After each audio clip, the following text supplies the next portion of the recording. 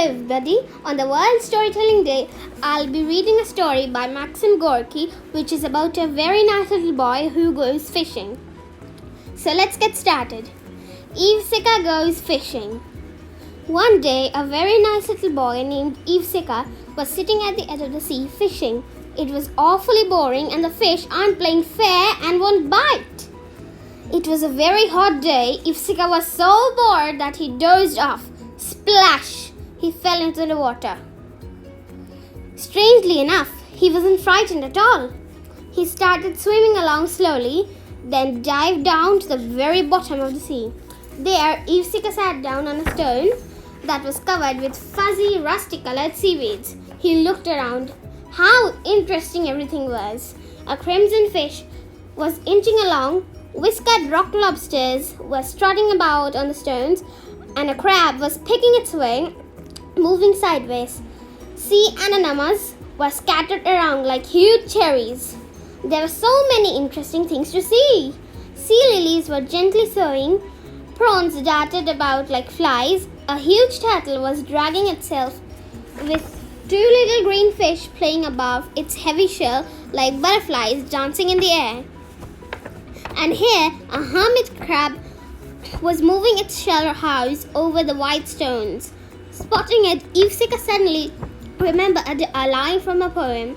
Old Uncle Yakov, your house is not like a cat. Suddenly, he heard a piping voice overhead. It sounded like a clarinet. Who are you?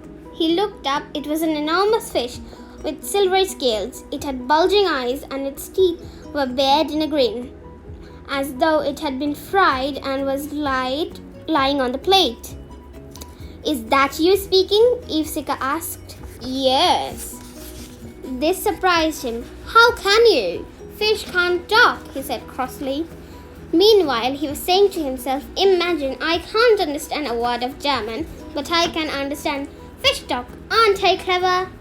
He puffed around his chest and glanced around. Little fishes swam about, laughing and chattering. Look! See the monster? It got 2 tails and no scales. And only 2 fins. Some who were bolder swam right up to his nose and teased, ugly, ugly. Evseika was offended. Who do they think they are? Can't they see they're looking at a real human being? He tried to catch them, but they evaded him and darted away, butting each other playfully. Then they began to tease a big crab. Creaky crab lives under stones, chewing fish's tail like bones. Fish tails are very dry. Crab has never tasted fly. The crab twitched his antenna maniacally, stretched out his nippers and muttered, just wait till I catch you. I'll nip off your tongues. I got to watch my step with him, Evseika decided. A large fish kept at Evseika with its question. Why do you think fish can't talk? My papa said so. What's papa? Like me but bigger. And he has a mustache. If he's not angry, he's very nice. Does he eat fish? The question worried Evseika. What if he said yes? He raised his eyes through the water. He glimpsed the cloudy green sky and the yellow sun looking like a copper tray. He thought it over and told a lie. No, he doesn't eat fish. They're too bony. Indeed, how little he knows, the fish exclaimed. It sounded hard. We are not at all bony. Take my family, for example. I'd better change the subject, Evseika said to himself and asked politely, have you ever been up there? What for? The fish snorted. You can't breathe up there. But you could see the flies. The fish swam around him, stopped right in front of his nose and suddenly said, flies? Then why if you could come down here? Oh, this stupid fish looks like it's gonna eat me up, Evseika said to himself. Aloud he said carelessly, no special reason, I was just out walking. The fish snorted again. Are you sure you're not drowned? I like that, not at all. I'll get up now. And he tried to get up, but he couldn't. Evseika felt as though he were wrapped up in a heavy blanket and couldn't move a muscle. I'm going to cry, he thought, but then realized crying wouldn't make any difference. because his tears would get lost in the water, and so he decided it was no use. Maybe he'd be able to get out of this awful mess by some other way. By now, all sorts of sea creatures had gathered around him. There were a sea cucumber that looked like a botched drawing of a pig. It was crawling up his legs and hissing, "I'd like to know you better." A sea grape hovered in front of him, puffing. "Just look at you. You're neither a crab nor a fish nor a clam. Tut tut." "Well, maybe I'll be a flyer when I grow up," Evseika replied. The lobster climbed into his lap, twisting his eyes round on the movable stalk, and asked politely, "Could you please tell me the time?" The cuttlefish swam by, looking just a wet handkerchief. Portuguese men of war twinkled like little glass balls. A prawn was taking one of Evseika's ears, with some other strange creature was feeling the other, and baby fish were traveling over his head, getting themselves all tangled up in his hair and pulling it. "Oh," Evseika said to himself, trying to look happy and pleased, as Papa did when he had done something wrong and Mama was angry at him. Meanwhile, there were swarms of fish everywhere, moving their fins slowly. Staring hard at him out of their round eyes, they looked just dull as algebra, and muttering, "How can he live without feelers or scales?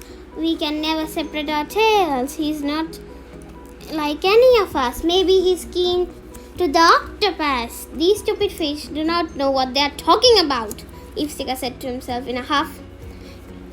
He pretended that he hadn't heard them and even tried to whistle carelessly, but he discovered he couldn't. The water poured into his mouth, stopping it like a cork. Meanwhile, the talkative fish kept on with its question. "Do you like it here?" "No, I mean yes. I like my own home too, though," he said got scared again. "What am I saying? What if he gets angry? They might all decide to eat me." Aloud, he said, "I'm getting bored. Let's play." The talkative fish liked the idea. It laughed, opening its round mouth so wide that you could see its pink gills. It swished around its tail, its sharp teeth flashed, and it shouted in a squeaky voice, "Yes, let's! I'd like to play." "Let's swim up to the top," Evseika said. "What for?" "Well, we can't go any farther down, and there are flies up there." "Flies? Do you like flies?" Evseika only liked Mama, Papa, and ice cream, but he said yes. "Well then, let's go," said the fish. Heading upwards, Evseika grabbed hold of his gills and shouted, "I'm ready." "Wait, monster, you've shoved your paws too far into my gills." "Never mind." "What do you mean, never mind? No decent fish can live without breathing." "Why do you keep on arguing? If we are gonna play, then let's." But all the time he was thinking, if it just pulled me up a bit, I'll be able to swim the rest of my way myself. The fish set off, though it were dancing, singing at the top of his voice, and swam, fluttering his fins, its dirty, skinny old back, looking for a bite. Little minnows swam around and gurgling in chorus. Just imagine what they scream, peek insects to catch young bream. They swam, and the higher they rose, the faster they swam, until Evseika suddenly felt his head top into the air. Oh, it was a bright daylight. The sun was playing on the water, and the green waves lapped at the shore with a swishing, singing sound. His fishing rod was floating out to sea, a long way from the shore.